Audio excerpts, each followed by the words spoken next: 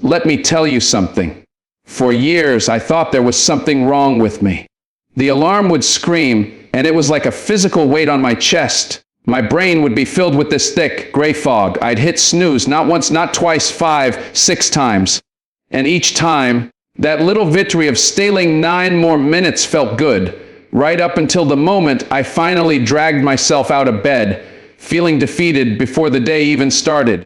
I'd look in the mirror and I'd say to myself, "You're lazy. You lack discipline. Where's your willpower?" Sound familiar? I want you to forget all of that. Right now, I'm here to tell you that for most of us, this struggle has nothing to do with a character flaw. It's not a moral failing. You are not weak. You are at war with your own biology. You're trying to fight millions of years of evolution with a $10 alarm clock from the drugstore. You need to understand the battlefield. Inside of you, there is a clock. It's not a digital clock on your nightstand. It's a primal, ancient timepiece deep in your brain, called your circadian rhythm. This rhythm is the conductor of your body's entire orchestra. It decides when to release hormones, when to raise your body temperature, when to make you sharp, and when to make you slow down. For thousands of generations, this clock was set by one thing, and one thing only: the sun. The sun was the conductor. Light meant action, darkness never rest. It was simple, it was clean. But then we invented the modern world. We built cities that never sleep. We filled our homes with screens that blast a fake, blue-tinted sun directly into our eyes at 11 o'clock at night. We set an artificial, shrieking alarm for a time that might have no relationship to where your body actually is in its natural cycle. So when that alarm goes off at 6 a.m., and your internal conductor is still saying, "It's the middle of the night," you fool. You get a civil war inside your own skin. This feeling, this grogginess, this desire to slam the snooze button until the end of a time, it has a name. Scientists call it sleep inertia. It's the gravitational pull of sleep. It's the residual penis that lingers after you've been woken up.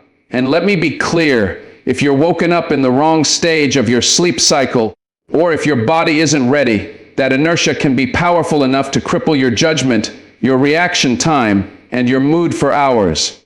You're not just a little tired. You are functionally impaired. You're trying to run a marathon with a parachute on your back, and then you're blaming yourself for being slow. And here's another layer to this.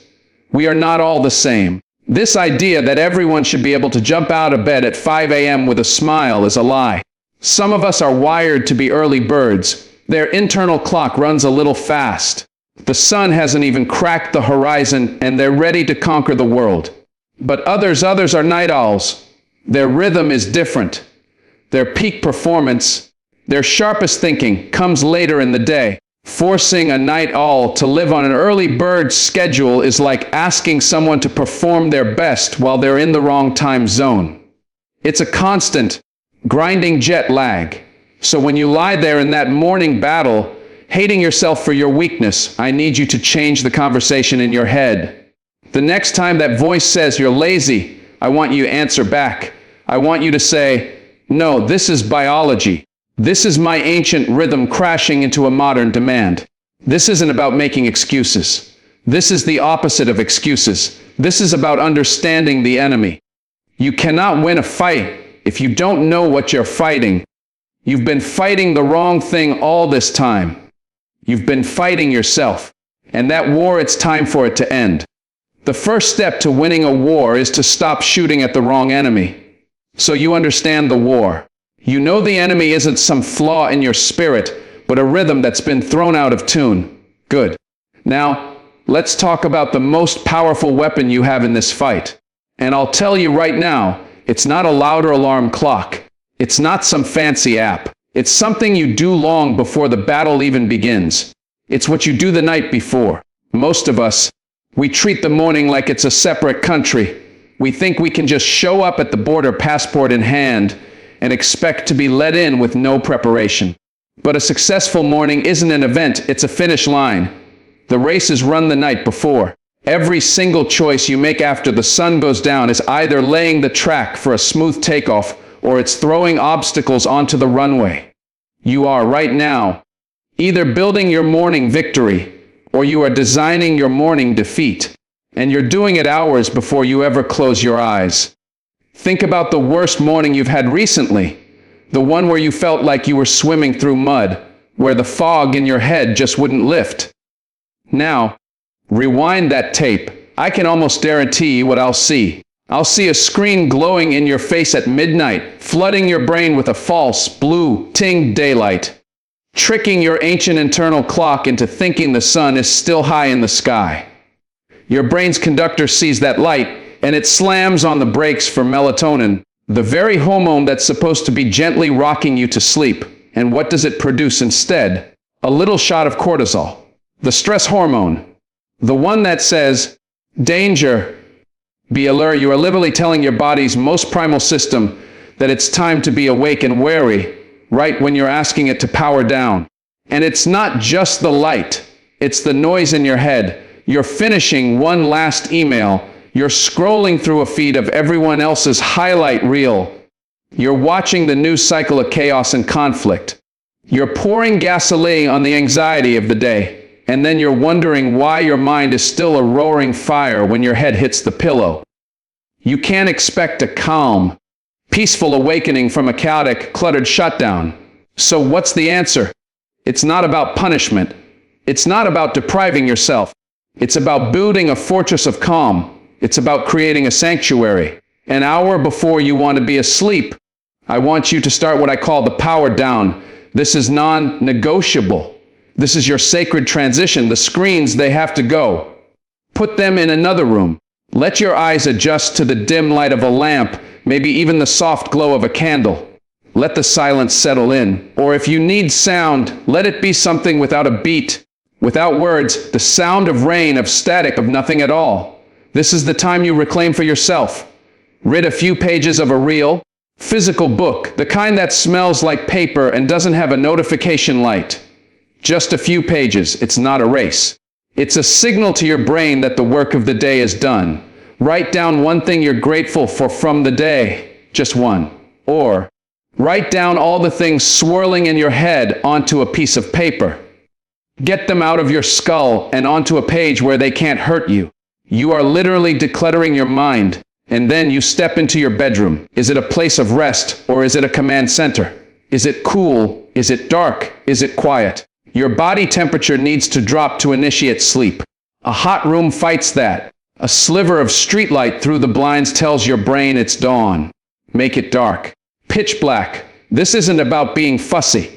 This is about being strategic. You are setting the stage for the most deep, restorative, healing sleep possible.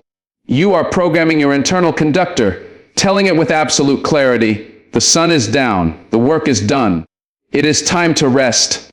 Because when you do this, when you build that runway with intention, something miraculous happens.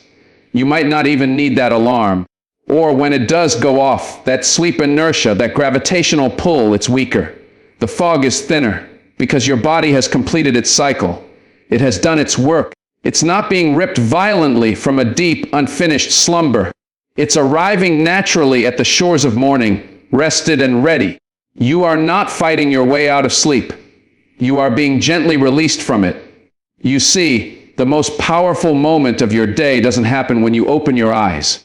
It happens when you close them with intention. So you've built the fortress the night before. You've powered down. You've created the sanctuary for sleep. That is half the battle won. But the other half is about the trigger. It's about the signal. And we, in our modern world, we have forgotten the most fundamental signal of all. We've traded it for a buzzing, beeping, vibrating piece of plastic. We've forgotten the power of light. I want you to understand something. Light is not just something you see by. Light is not just for reading or for finding your way to the bathroom at night. Light is a direct command to your central nervous system. It is the key that starts the engine. For thousands of generations, the first light of dawn was the only alarm clock we had. It didn't just wake us up, it initiated a complex, beautiful chemical cascade inside our bodies that told every cell, every organ, every muscle, the night is over. It is time to be alive. Let's talk about that cascade. There's a hormone called melatonin. You've probably heard of it. It's the hormone of darkness. It's the gentle hand that guides you into sleep and holds you there throughout the night. It's vital. But you do not want that gentle hand on your shoulder at 7 o'clock in the morning. You need that hand to let go. So how do you make it let go? You flood the system with its opposite. You introduce light. The moment light, especially the blue spectrum light of a morning sky, hits your eyes, it travels along a direct neural pathway to your brain's command center. It's like flipping a master switch. That switch does two things immediately. First, it slams the brakes on melatonin production. It tells the gentle hand, your shift is over. Step aside. And second, it triggers a spike in cortisol. Now, we're taught to think of cortisol as a bad thing, as the stress hormone, and it can be. But in the morning, in this natural, healthy pulse, cortisol is your get out of bed hormone. It's your energy, your focus, your motivation. This natural cortisol spike is the chemical embodiment of willpower. It is what gives you the strength to throw off the covers. But here is the problem, and this is where we sabotage ourselves completely. We wake up in the dark. We stumble to the bathroom in the dark. We get ready for work in the dim, artificial glow of a weak light bulb. We spend our first hour, sometimes two, in a cave of our own making. We are giving our brain and our body zero signal that the night has ended. We're still operating on the chemistry of sleep. We're trying to run our day on a system that is still flooded with melatonin, waiting for a command that never comes. We are trying to start a car with no key. So here is the single most effective change you can make. It's simple, but it is not easy. It requires intention. Within the first 5 minutes of your eyes opening, you must seek the light. I don't mean turn on your phone.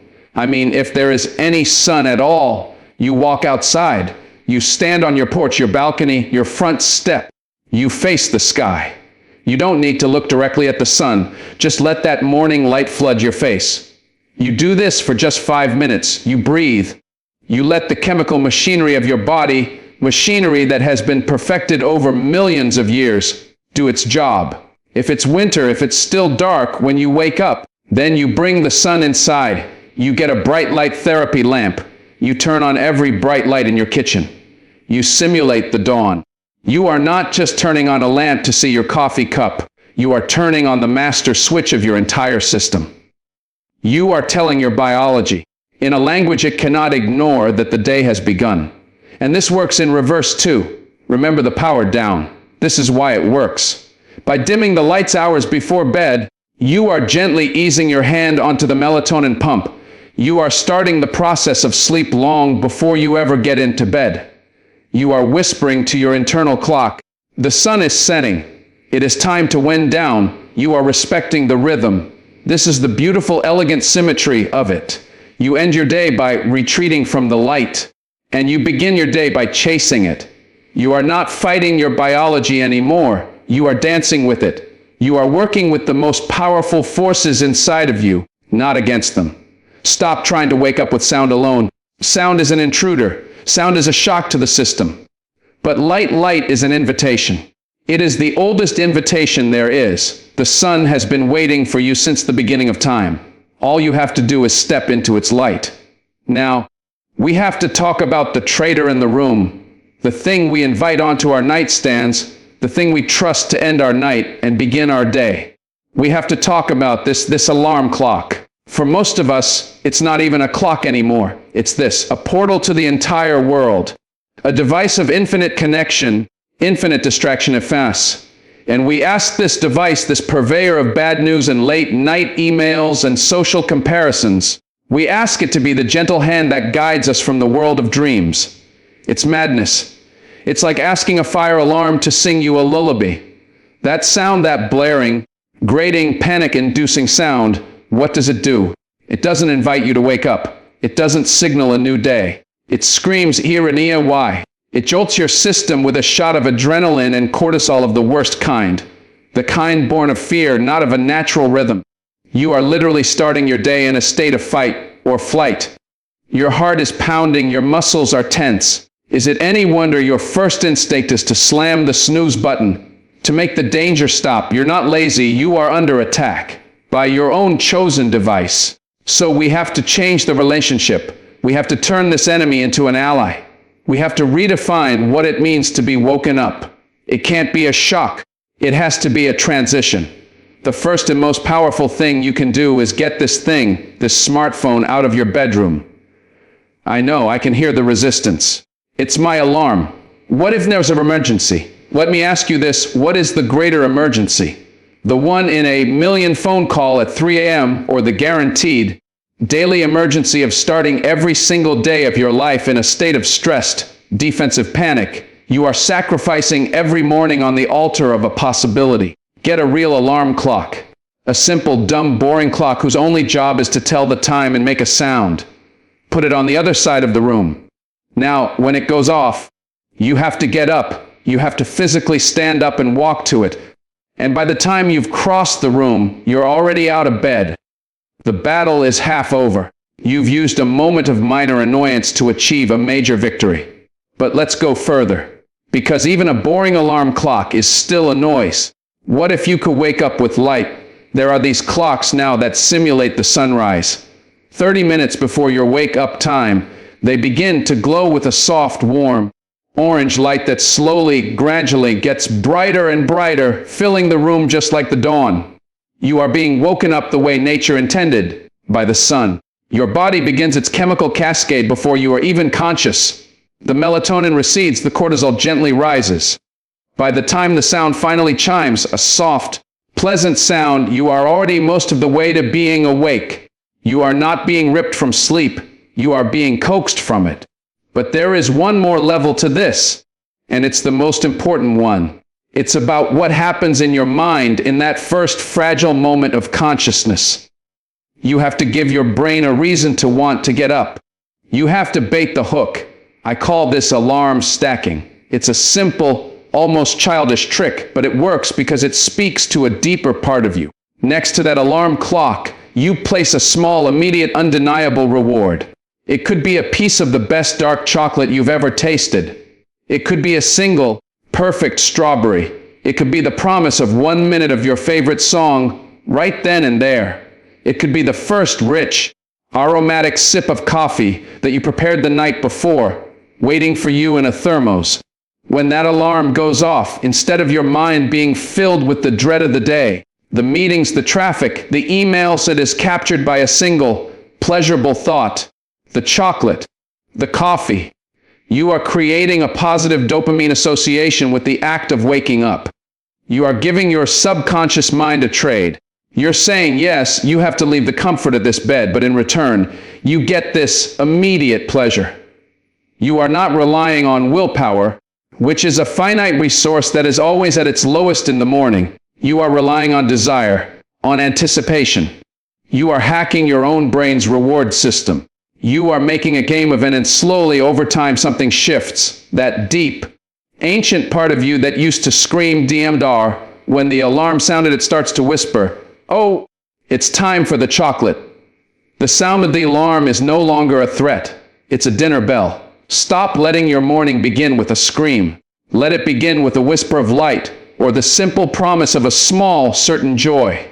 You've silenced the screaming alarm. You've welcomed the light. You're standing there, out of bed, the fog's starting to lift. And now you stand in the quiet of the morning, and the questions begin to whisper. What should I do first? Should I check my phone? Should I make coffee? Should I go for a run? What about that report? Did I remember to send that email? The mental list unspools, and with each question, a little bit of your energy, your focus, your willpower just leaks out. It drains away before you've even taken your second step. This is the enemy of the modern morning. It's not the tiredness, it's the indecision. It's what they call decision fatigue. You see, your willpower, your mental clarity, it's not a bottomless well. It's a precious reservoir. And when you first wake up, that reservoir is at its lowest point. If you start your day by deciding what to wear, what to eat, what task to tackle first, you are spending your most valuable currency before the market has even opened. You are making yourself poor before the day has even begun. So what's the answer? You eliminate the decisions. You don't decide your morning, you execute it. You create what I call a launch sequence. This is a pre-programmed, non-negotiable set of actions for the first 10 minutes of your day. It's a ritual. It's a checklist that you follow without thought, without debate. Without a single ounce of mental energy expended, your launch sequence should be stupidly simple. Almost brainless. It's not about achieving greatness at 6:05 a.m. It's about building momentum. It's about creating a series of small, easy wins that train your brain to associate waking up with success. So what's in the sequence? It's yours to design, but it must be automatic. For me, it looks something like this. The feet hit the floor. That's step one. I walk to the alarm clock and turn it off. Step two. I do not think. I walk to the bathroom. I splash cold water on my face. I look in the mirror. I don't judge what I see. I just acknowledge it. I'm here. I am awake. Then I walk to the kitchen. I pour a tall, cold glass of water and I drink the whole thing. My body has been without water for hours. This is the most basic form of refueling. Then I take that glass and I place it in the sink. That's it. That's the sequence. Feet on floor. Alarm off. Splash face. Drink water. It sounds too simple to matter, doesn't it? But that's the magic. In the space of 3 minutes, I have accomplished 4 separate things without having to make a single choice. I have built a tiny wave of momentum. Each completed action is a silent message to my brain. We are competent in control. We are moving forward. By the time the sequence is over, the fog has lifted enough to make the next, slightly bigger decision. Maybe what to have for breakfast, or whether to read for 10 minutes without feeling overwhelmed. This is how you build a new life. Not with grand, sweeping gestures on January 1st.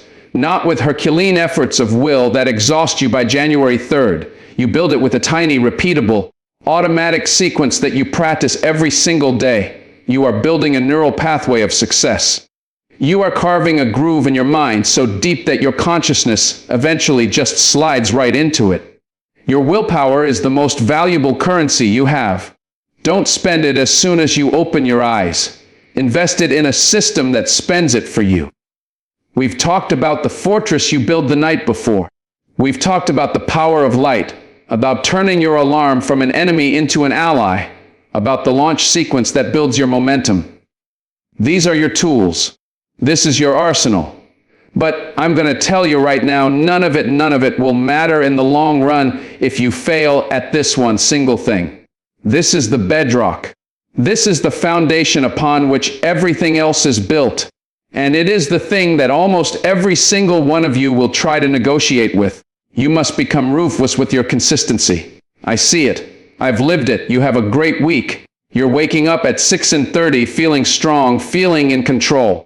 The weekend arrives. Friday night, you say, I deserve to sleep in. I've earned it. Saturday morning, you shut off the alarm and you drift back into that warm, comfortable haze. It feels like a reward. It feels like a victory. But it is a lie. It is a debt you are taking out against your future self, and the interest rate is brutal. You see, your internal clock, that ancient conductor, it doesn't know it's Saturday. It doesn't understand the concept of a weekend. It only understands rhythm. It only understands pattern. When you sleep in on Saturday and Sunday, you are not giving it a rest. You are confusing it. You are shoving it 2 time zones to the east. You are essentially flying from Los Angeles to New York every single weekend. Then Monday morning arrives. The alarm screams at 6:30 again. And your body, your poor, confused conductor, it's still on West Coast time. It's 30:30 a.m. in your body. You are not just tired, you have jet lag. Social jet lag, they call it. And you spend all of Monday, maybe even into Tuesday, fighting your way back to the rhythm you abandoned just 2 days before. You use up all your willpower just to reacclimate, and by the time you're finally back on track, it's Friday again, and the cycle of self-sabotage is ready to repeat. This is the compound interest of sleep, a little bit of consistency invested every single day, even on the days you don't feel like it, especially on the days you don't feel like it pays dividends you cannot imagine. The interest is compound focus, compound energy, compound clarity, and conversely, a little bit of inconsistency, a little bit of I deserve a break, creates a debt of fog, of fatigue, of struggle. I'm not saying you can never stay up late. I'm not saying you can never have a special occasion. Life happens. But the goal, the unwavering commitment, is to the wake-up time. even if you were up late. You get up at the same time. You might need a nap later, that's fine. But you protect the wake-up time with your life. Because that wake-up time is the anchor that holds your entire ship steady in the turbulent waters of life. When you do this, when you defend that anchor time with a soldier's discipline, something begins to shift.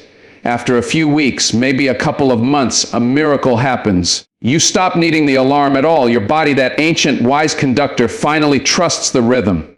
It knows that at 6:29, it's time to begin the gentle ascent into consciousness. The chemistry starts without you.